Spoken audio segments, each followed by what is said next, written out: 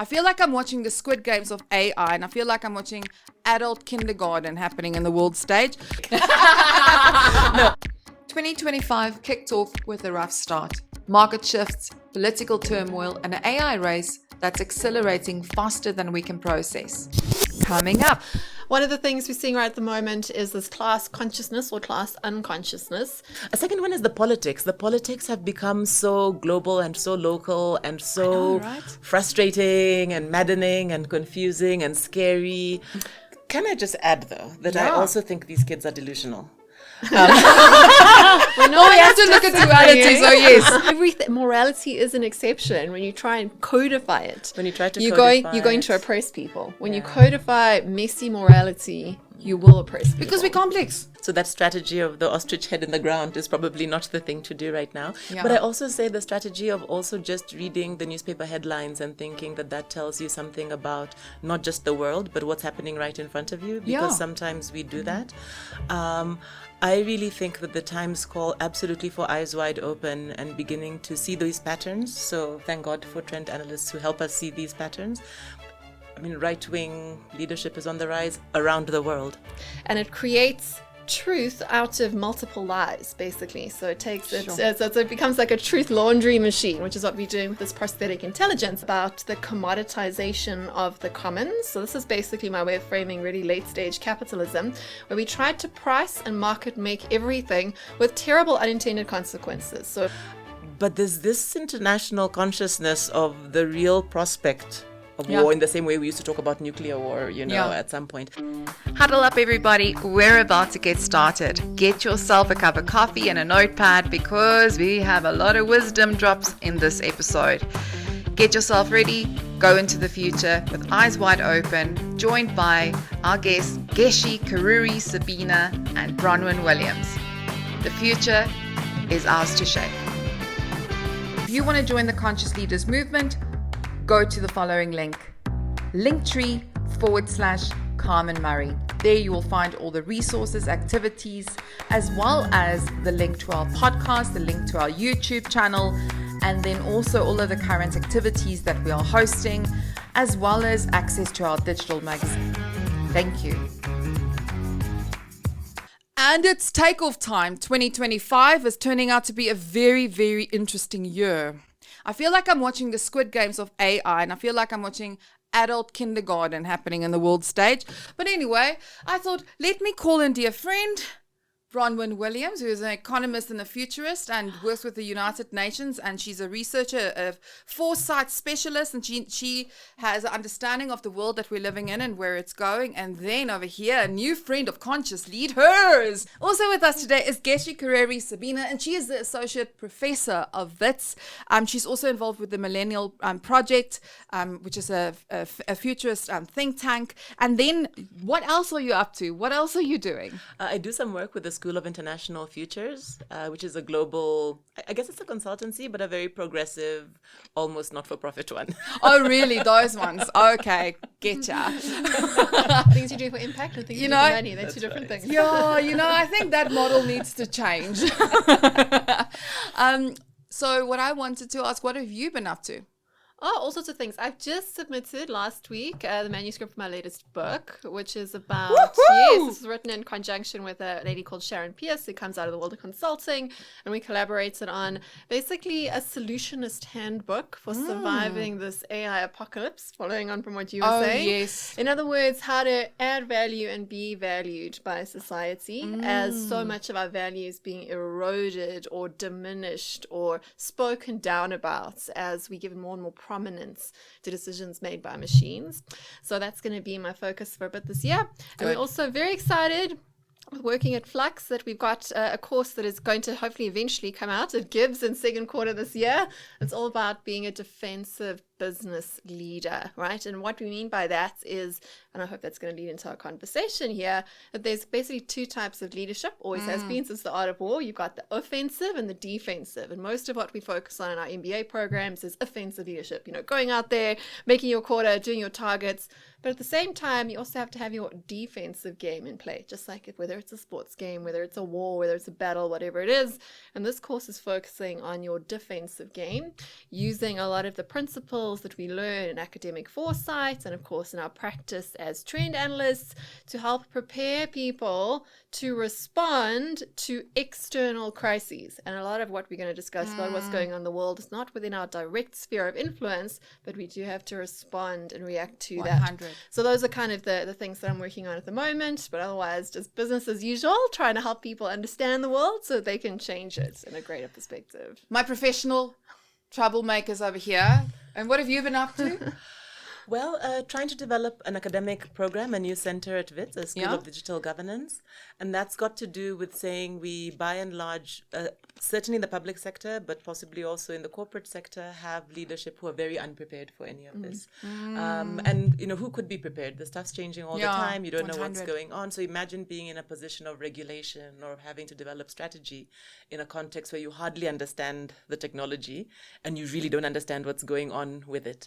And so what we're trying to do is talk about what are some of the basic capabilities perhaps a leadership has to have. And it's not just about, in a way, studying up on what the tech is, because it's not about that, but it's really understanding about the kind of adaptive and responsive leadership, I like the term defensive leadership, you may have to have with some awareness of the technological trends and changes. So what we're finding at the School of Governance is a lot more people coming in wanting to focus on digital issues and finding we don't always have established curriculum for them. So we're looking at curriculum issues, we're looking at just sort of bespoke training where that's needed. We're looking at PhD programs that begin to also look at, as society, as people, as managers, as public sector innovators, how do we actually make sense of some of this in a way that prepares us for 21st century governance and not 20th century. I feel like we're in the 21st century already. Exactly. Yeah, it's moving very fast. So that's taking a lot of my time. And so linked to that, a number of research projects, some nice international collaborations. We hosted a big IceGov conference. It's the Global Digital Governance Conference at the end of last year, which is a nice opportunity for us with other countries from the global south, but also just practitioners, people in governance, academics from around the world coming together to really talk about what's worrying all of us, but also what are we really doing about it in our different institutions. As you know, South Africa is hosting G20 this year. And so big opportunity to either make some waves and speak up as we're having to increasingly, including voices from the South in particular, or just sit around and see what the world continues to do. Yeah. It's, watching at what's going on in the world, I think from my perspective is one thing that I've truly recognized is the critical thinking skills that we are going to need for the future.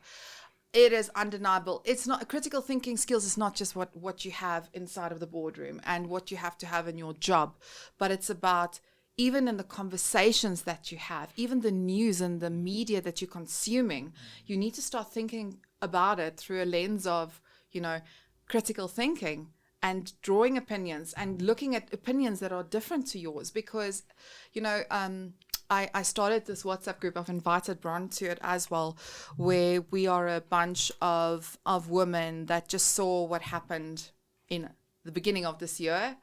And we did not know how to respond. You find yourself in conversations and everybody's like, we don't really know how to respond, but it's maybe because we need to broaden what we need to understand about the world.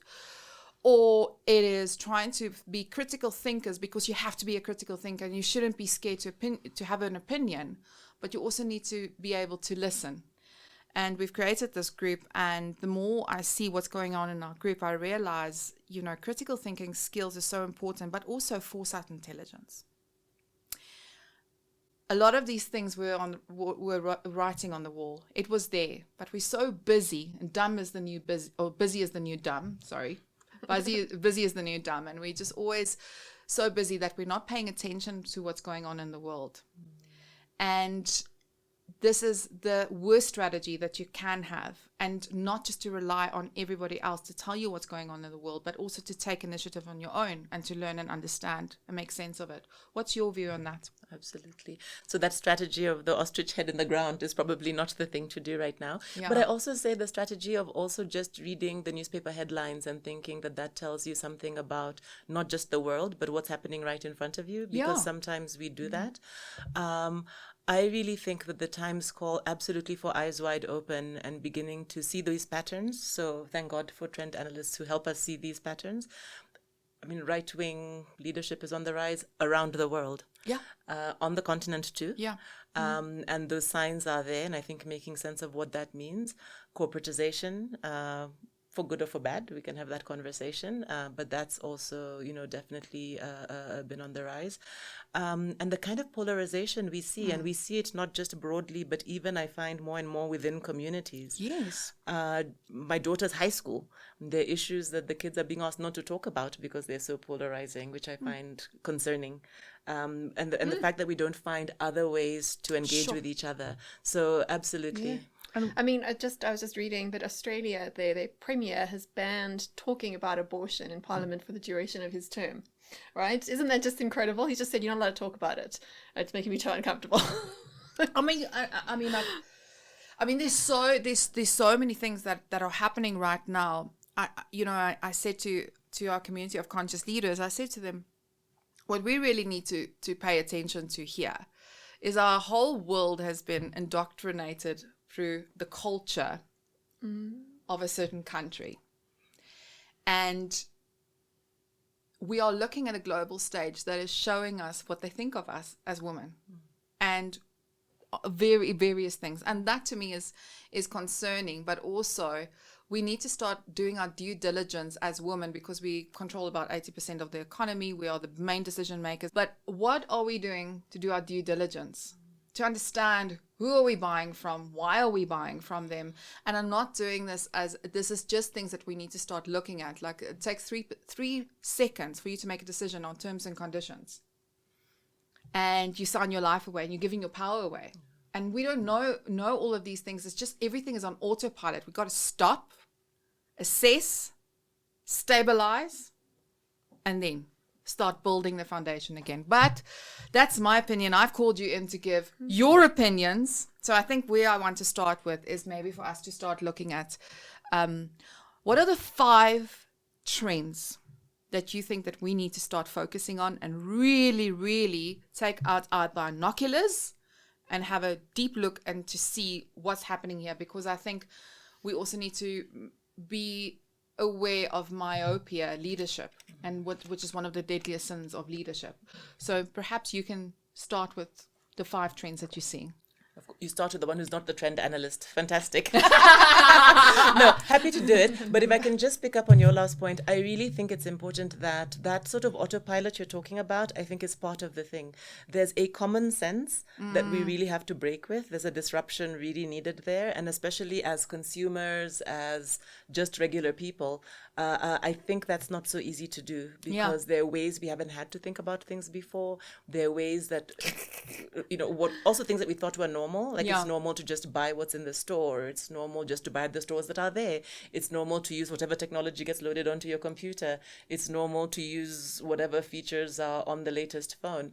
There's a lot more questioning, or to drive whatever car everybody else is driving. There's a lot of questioning I think we have to do perhaps that we haven't had to do before. And I think it's really powerful that you make that point. Fantastic. Excellent. So 5 points. I have to start with emerging technology, not just because that's the space I'm in, but the stuff is happening so fast. And I think our ability to make some sense of it and to move beyond these polar positions of you hate it or you love it. Technology is going to save us or technology is going to destroy us. Yes. I think that's going to be really, really important that we understand that.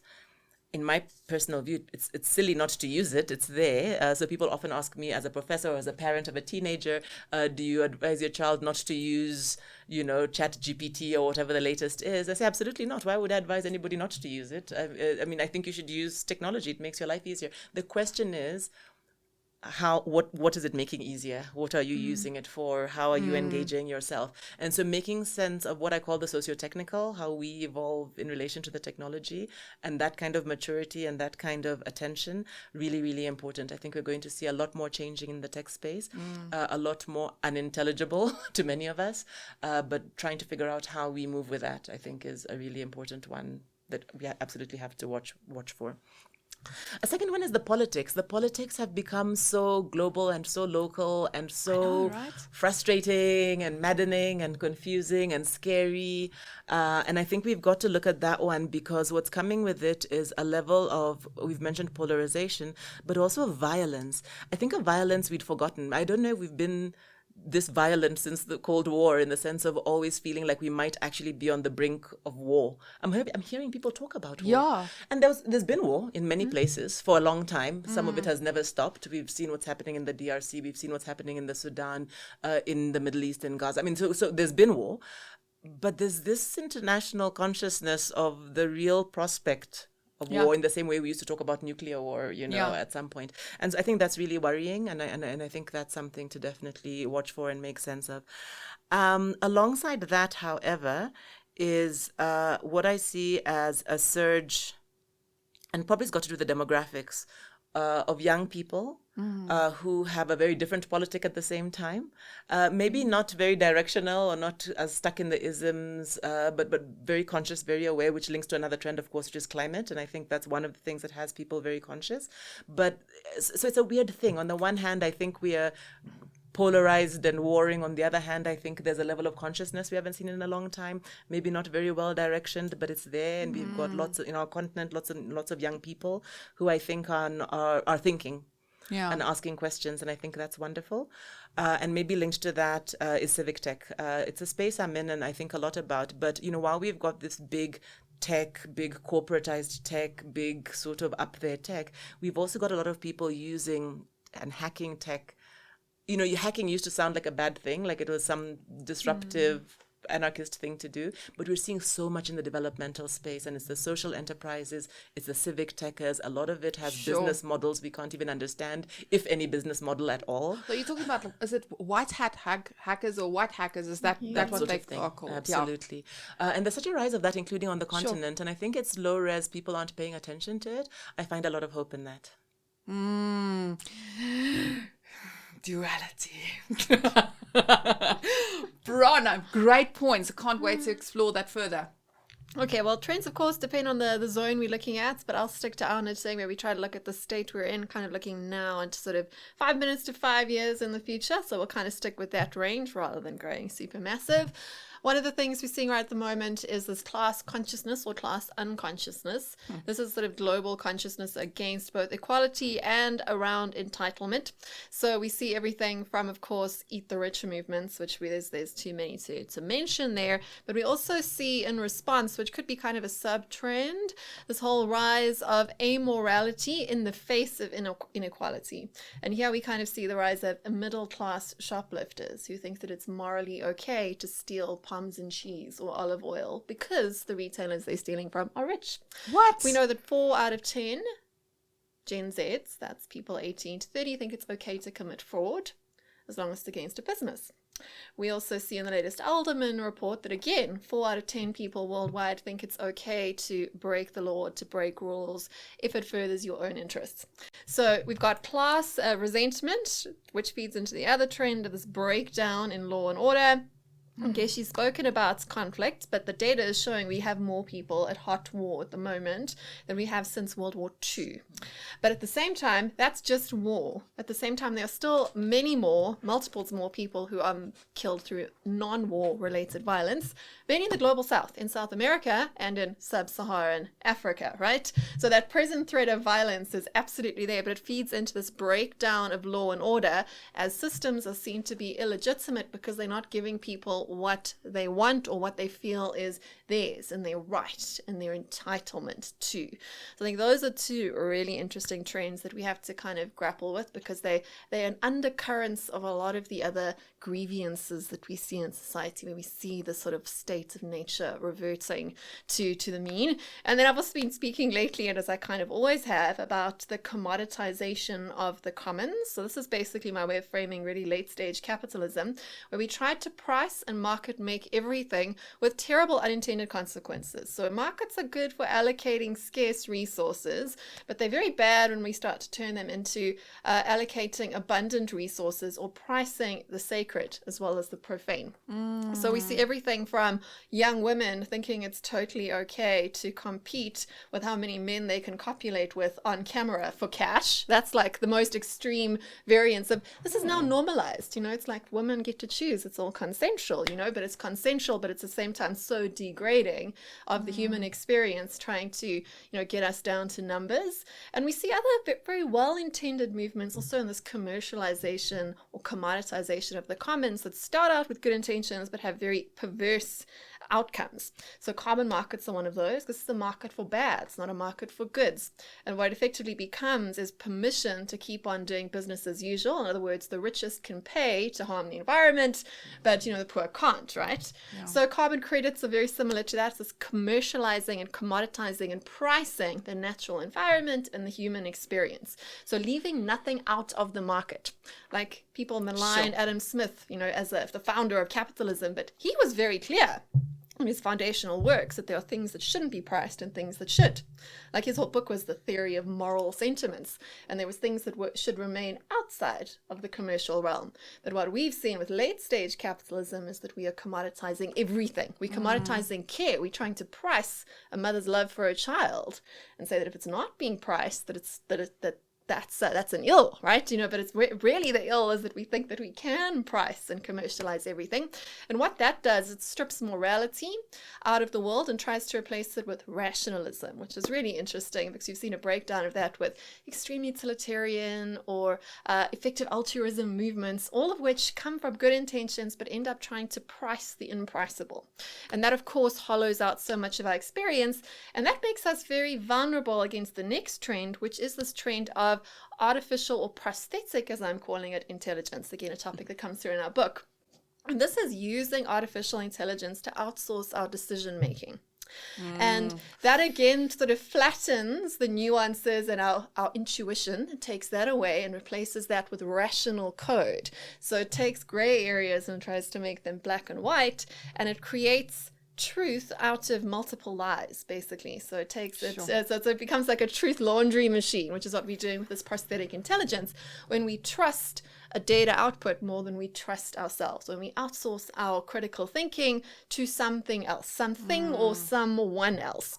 And that's great for efficiency. Like there's definitely uses for these sorts of things. We all have cognitive overload and like limited cognitive bandwidth to deal with, but the sorts of decisions that we start outsourcing of course, diminish our own human agency, right? In other words, they also diminish our trust in ourselves and in knowing our own mind and what we want, because something else is telling us what we want better.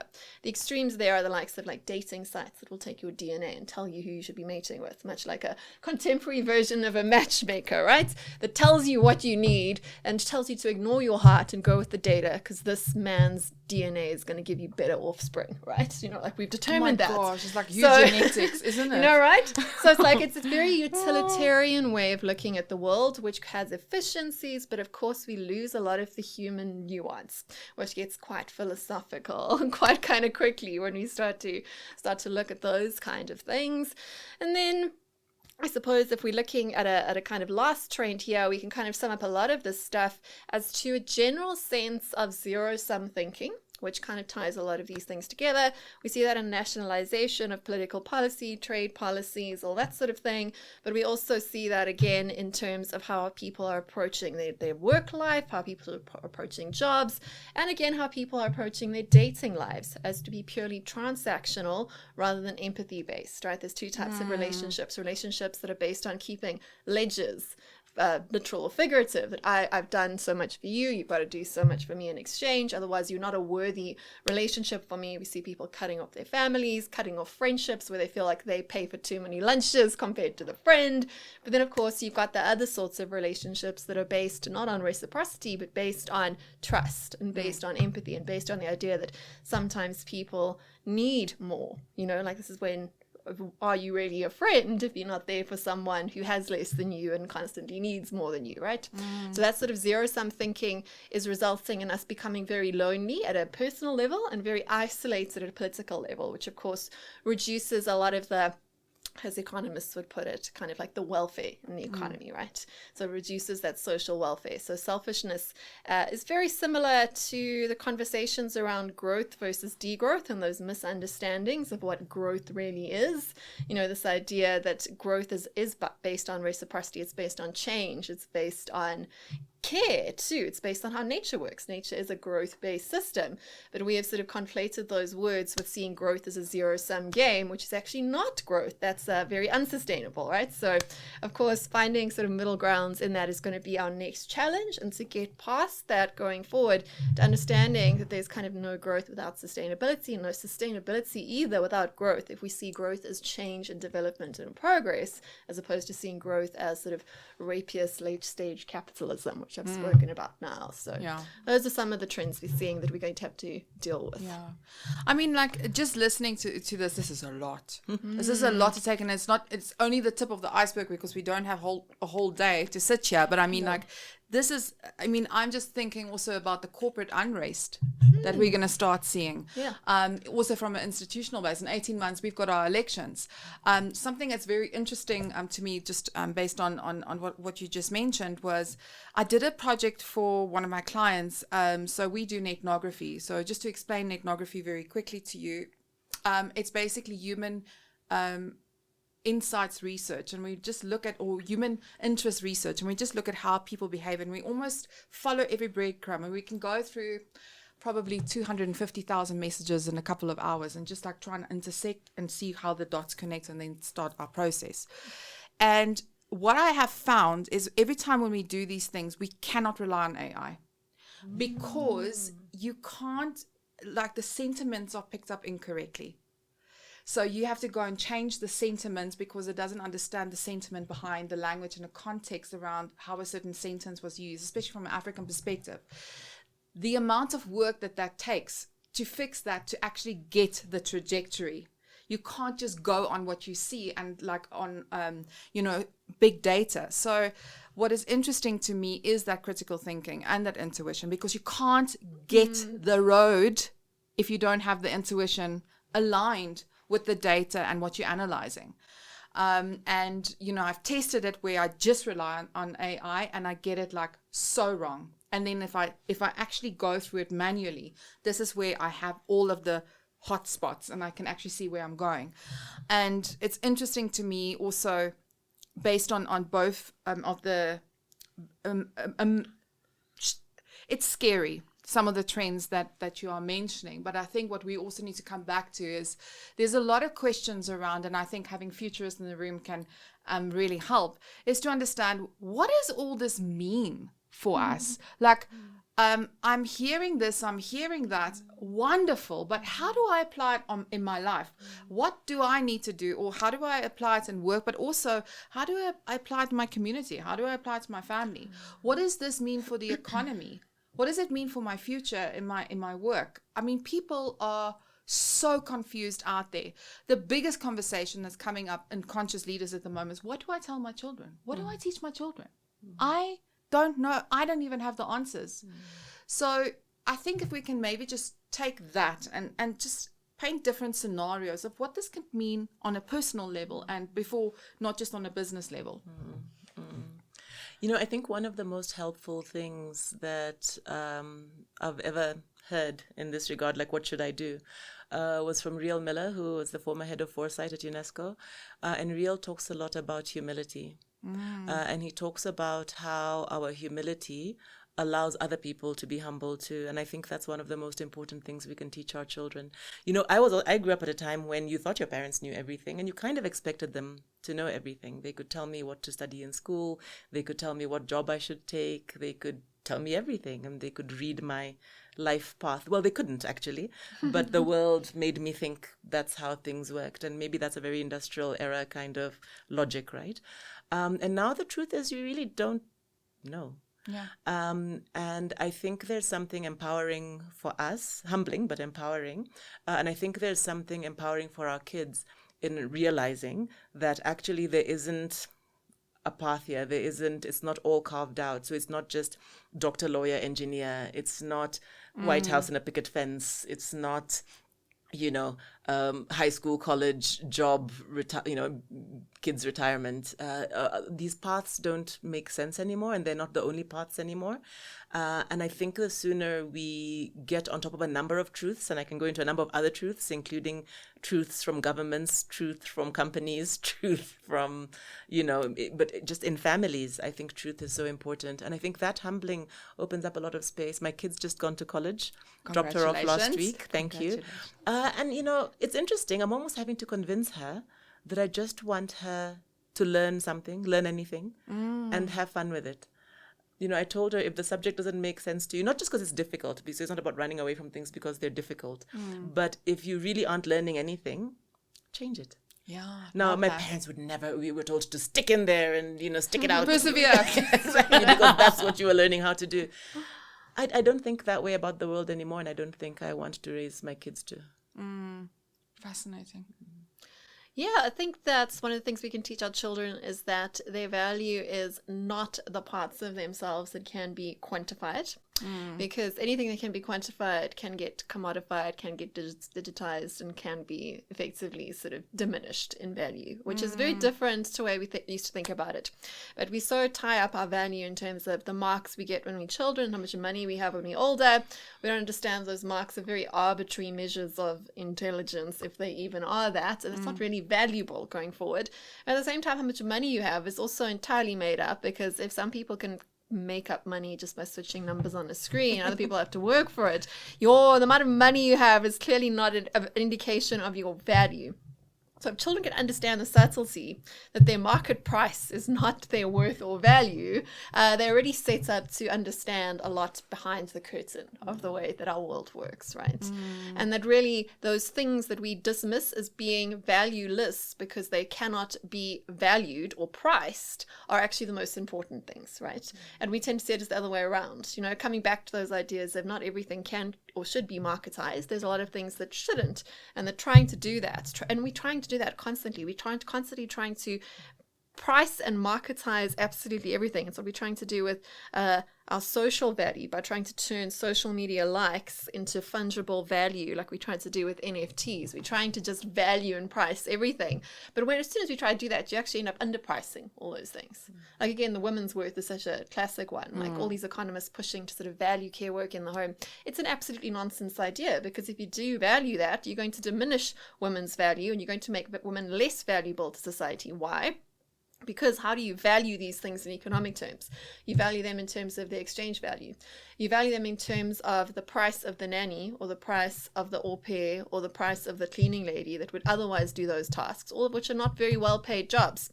So you medically deprice your women by trying to quantify their value, because these are not quantifiable things. There's so much invaluable in that. The value of a mother caring for her child is in that child's self-esteem, in their fulfillment in life. Those things are not priceable, right? Yeah. So if we can teach our families, and particularly keep the market out of our homes, your children are going to be much more resilient and much happier people. Can I just add, though, that I also think these kids are delusional. We have to look at duality, so yes. Because having said all of that, and I think my kids, hopefully have some of that humility and maybe are beginning to understand value. But the other thing is, unfortunately, and I would say they're probably much more conscious consumers than I ever was at their age, much more conscious of the environment and much more conscious about kindness and things perhaps I didn't grow up thinking about. On the other hand, they also autopilot into an idea of what life looks like that's extremely expensive. Yes. And so there's a real crisis for them there, and I don't know what they'll do about it. Yes, that value equation goes both ways. It's not just how you value yourself, it's how the rest of society values. In other words, your value contribution. And that's what our book's all about. We just read an article last week and it went very viral. It's a young woman in her early 20s in California. She's earning the equivalent of what works out, when I did the maths, to around 600,000 to 800,000 Rand a year, which already puts her into like the top 80% of wealth class in the world, okay? And she is complaining that she can't find a job that values her according to how she values herself. She did a BA in English, and she thinks she deserves a salary that's twice what she's earning now, but she's got no reciprocal value to add to anyone else. And the rage and the pain this young woman has about not being valued by society as she values herself is real and not dismissible. But at the same time, there's a huge amount of delulu to think that the world owes you more than what you give to it. Happening over here. And also that's delulu that you are not rich when you really are within that top tier. I mean, I was just looking again at the data in terms of the average. And the average is already like skewed by billionaires. Annual income of a person in the world is $7,000 a year. If you're earning more than that, that's not a lot in rand terms either. You are rich. And yet people don't feel like they're rich because everyone is only looking up. No one is ever looking down with empathy. People look up with envy. And again, if you can teach your children to understand just how privileged they are, and no one feels privileged. This girl feels like she is oppressed. She doesn't understand that she is among the most fortunate percentages of people on this planet because she lacks that perspective. She's been trained her whole life to look up with envy. Yeah, and it's sad. I mean, like it's sad to raise children like that. But we're seeing it happening on global scale and seeing it on a global stage, and it's an ugly thing to observe and to watch it. And I think I'm going to call it what I'm going to call it is the system is broken and it's collapsing, and we can't walk around and pretend that it is the way it was when we were younger. It is not the same system we're dealing with. There is definitely parallel systems being built, and if you pay attention to what's happening, there is a rise happening, and it's a revival that's happening. Like people are like, how do we start learning how to farm? Communities, how do we actually start do something about this? Like just in case, and we saw over the past week, and we cannot think that this is not going to impact us here locally. We started seeing the boycotting happening with the DEI. So if there's a global brand that is represented in our country, for example, if you say that you're not going to support DEI, listen, that is going to have an impact on your bottom line. There's nothing you can do about it. And there's nothing because it's coming from the top. And watching everything at play at the moment, I'm wondering about how do we need to start looking about things like money? How do we need to start thinking about money? Because it's always been, it's infinite. It's always there. You can just print more money. But I mean, we're talking about bricks and going back to valuing money on gold. I was talking to my friend Kalnisha Singh, who's a developmental economist, and she was saying to me, I'm so hopeful. It's going to be tough, but like if we're going to go to,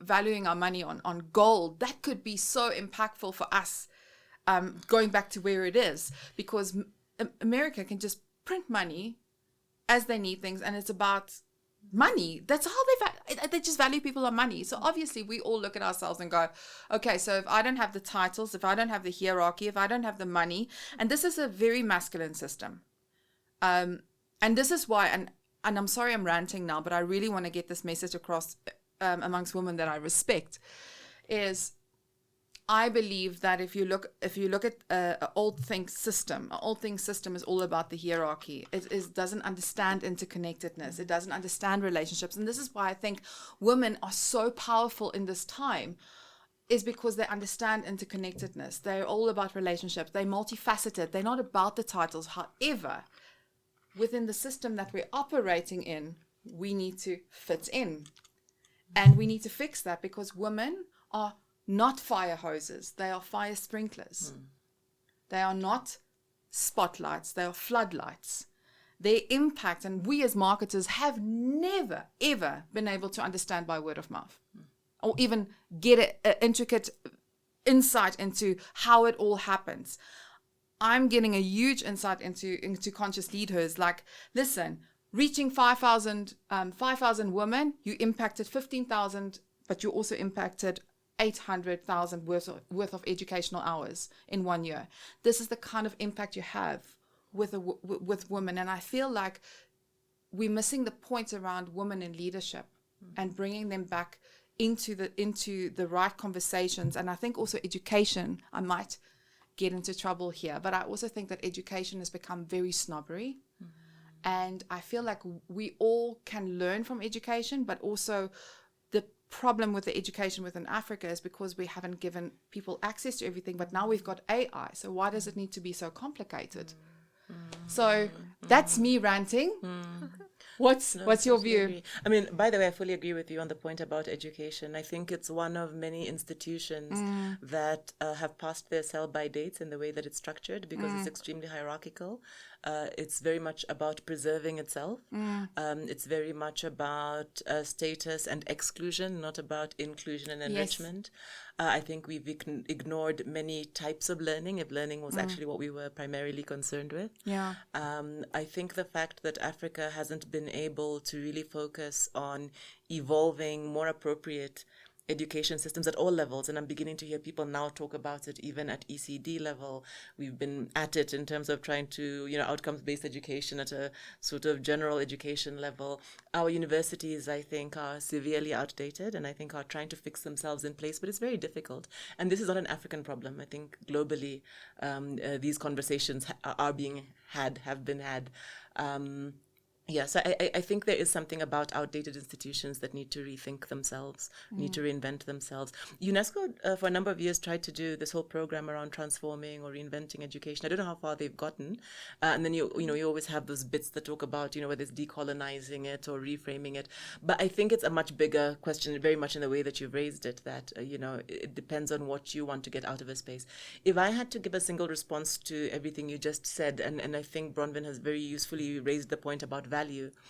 I do think we have to, in a way, demonetize if money is the only thing we see as value. I am much more concerned in a world where we think about, in a very back to basics kind of way, like, what do you need? What do you need to feel fulfilled? What do you need to survive? And then you start getting into relationality. You start getting into actually thinking about the environment, not as something tokenistic, but as something that you are entangled with. I think the more we can do that, possibly then we aren't stuck into this old common sense that there was a world that made sense and all of it was about being able to pay for it. But just also to your point, I also see AI as being the parallel system. I think it's going to be such a beautiful gift in the end of the day, because we are going to be able to distance ourselves from the toxicity that's happening online with our AI agents, with agentic AI, employ it to deal with the things to make me money, so I can actually go and find and discover myself and actually develop my intellectual property that I can contemplate and think and move into my own renaissance and move out of my creative illness and move into my creative revolution and renaissance. Well, I'm just looking at this as like, maybe this is what is needed is to almost being able to distance yourself from all of this. And I believe also, sorry if I'm interrupting so many thoughts, but I mean, one of the other things that I foresee is that every individual is going to become a corporate. Because if you look at how design, marketing, if you look at how information has been democratized, everything becomes democratized.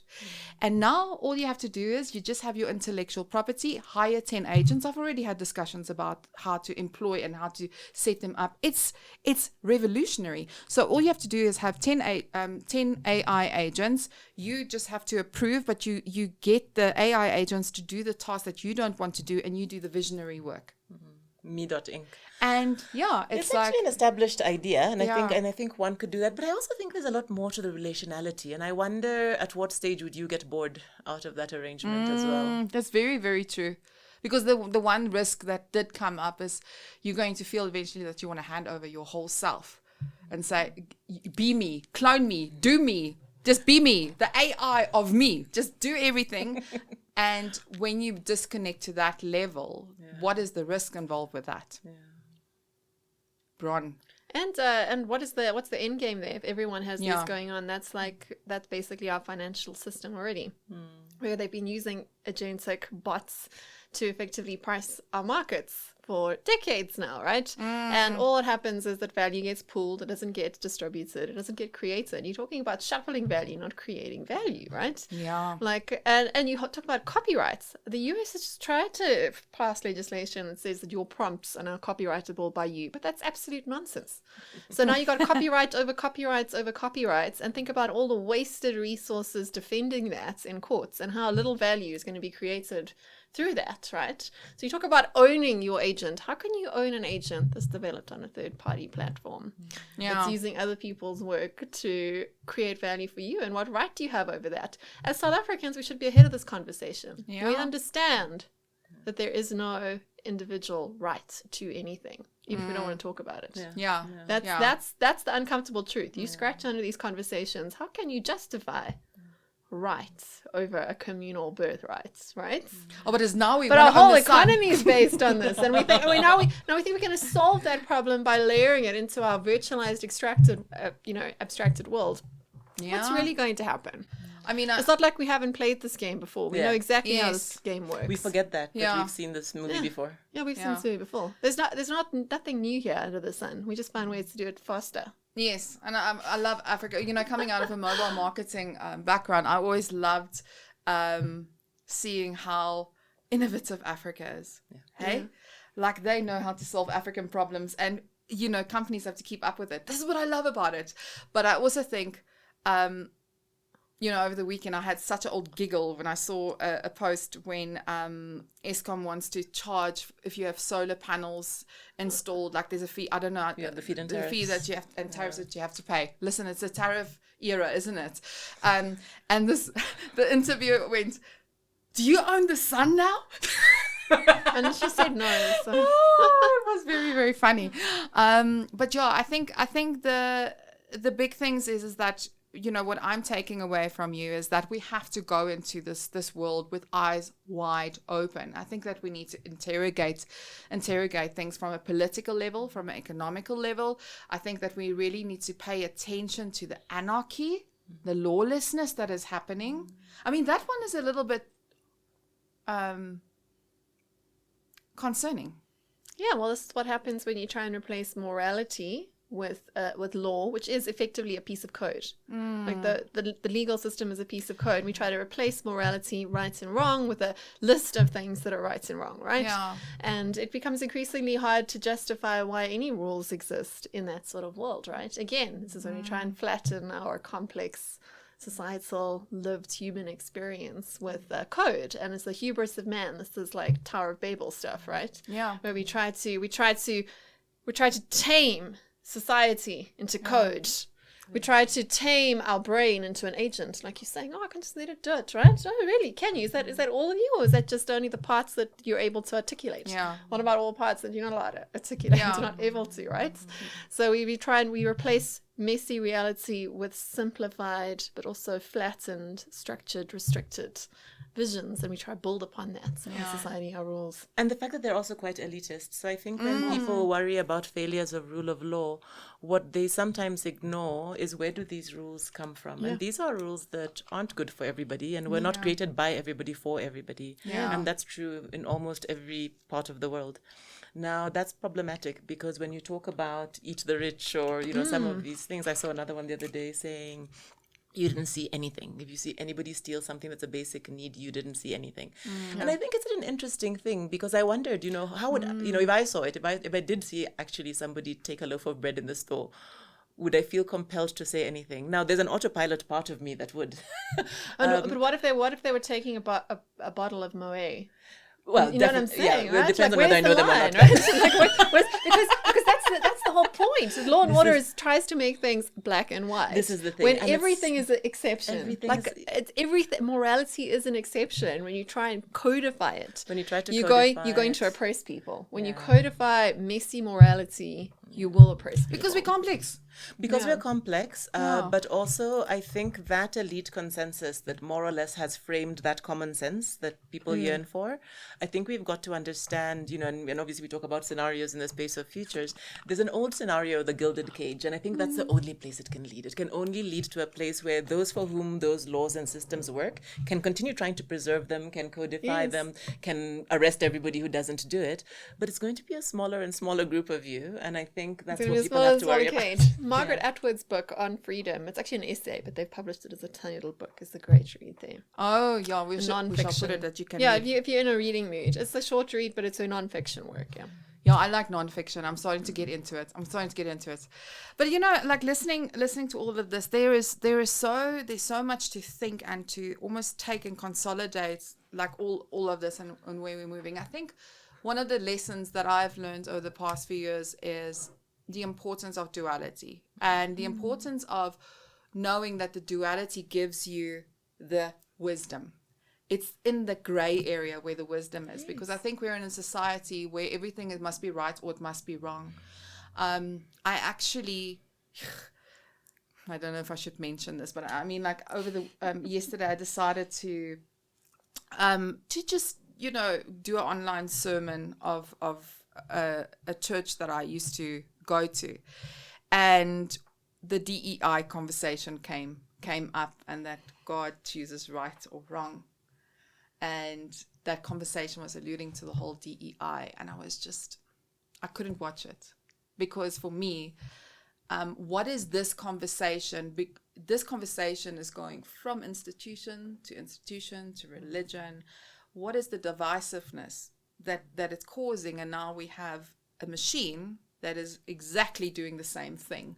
What does this mean for humanity in the end of the day? It's like, I think we really need to, that's why we need critical thinking. We need to start questioning everything, because what I'm seeing on a world stage, and you can read many books about this, is how history has been erased by politicians and religions. So we have to start asking questions about the things that we believe to be true. Is it really true? Yeah. Because In many ways, we really are in that post-truth world. I don't know if there's singular truth. I don't know. Well, That's it's my singular perspective. truth, but you can't persuade anyone else. That's the Part problem. of That's it. only your truth. Yeah. Yeah. Like, you got to start But asking the questions. truth is still the truth, but like it's become optional to believe in it. Yeah. And also sometimes I feel like the truth that you believe in can sometimes be used to weaponize and to get away with what you want to actually action. And I know this is a very bold conversation. Please know that I'm just coming from a perspective where we're having a conversation in psychological safety. But I think that it's so important. Yeah, I mean, like this future stuff, future studies. Listen, fascinating. But I just want to say thank you so much for coming through and having this conversation. And I look forward to inviting you ladies back, that we can talk more, because there's a lot that's going to happen, I think, in 2025. I don't think it stops here. As we start seeing what's happening in trade, what is that going to mean for us? As we start seeing, BRICS, I'm sure we're going to start seeing some bold moves from a BRICS perspective, what this is going to mean for us. It would be fascinating if we can continue the conversation. Are you in? So in. Okay. Be in. Listen, thank you so much. And before we go, because this is our theme this year, is how are you going to take your power back this year, your buying power, to bring forth a more sustainable future? Me first? I'm going to... Listen, I'm always going to start with you because you look so bright and you've right got the next to you. colors. You've got the colors. So I am going to rest. And that doesn't sound important. And a couple of years ago, I learned about something called the nap ministry, like literally like take a nap. And over Christmas, I decided to gift my family nap ministry cards. So I gave everybody a card that told them something about rest and how they could reclaim rest and be more anti-capitalist by resting more. And what amazed me was how resistant they were to these cards. Half of them were almost offended by the cards. And that convinced me that I was onto something. And so I'm going to do as much as I can to find space to rest and to encourage other people to do the same. Oh, I love that. That's beautiful. Sure. Yeah, I suppose it's quite similar for me, but I would say it's around, if you're talking about spending and your buying power, as we've said, money is manipulable. Some people have more of it arbitrarily than others. So, we can talk about using whatever capital you have to invest in things you want more of. Absolutely do that. I've spoken about that a lot. Invest, vote every rand that you have or dollar as if it's a vote, right? You're going to get more of whatever you buy. Like that's going to happen. But the other thing you've got to spend is your attention. So just stop giving attention to people who have bad ideas. Every time you share a bad idea on social media, even if it's to complain about it, you're giving that idea power and space. So just don't give your precious attention to bad ideas. Yeah, I love that. I mean, I have now put myself in a space where I only do 2 hours because my job requires of me to be quite a lot online, but I only do 2 hours now. And if I don't like posts and I don't get to like posts, or I don't get to engage with people's posts and I don't get to see them, it is tough because I need to look after, first of all, my mental health. And second of all is also, I don't want to get all consumed in the world. I am a hope activist. I'm looking forward to the world and I'm looking forward to the future. I think there's great things waiting us and I'm very optimistic. And I feel that takes our hope away and that creates apathy. And it's the last thing that I want to be involved with. But yeah, I still think that it's important for me this year is I don't like conflict. I run away from conflict and I am braving up myself to engage in conversations, even if it's just to listen and to have a better understanding of somebody else's perspective without needing to state what I think. So that is what I am putting my hand up for this year. And that's it. More power to you. All right. Now, that's a wrap. Quite a lot to think about. I think you're going to have to watch this 2 or 3 times. I mean, seriously, if you had to take every single conversation that we've just had and run it through ChatGPT, you will get a whole world opening up to you. Do your own analysis and then see where the future takes you. I'm always like, be curious, go and look where the world is going. That is how you're going to develop your critical thinking skills in order to be an army of people that can actually solve the systemic issues that we are facing in the world. So that's it from me. Lots of love and see you soon. Bye-bye now. Are we snapping? Yay!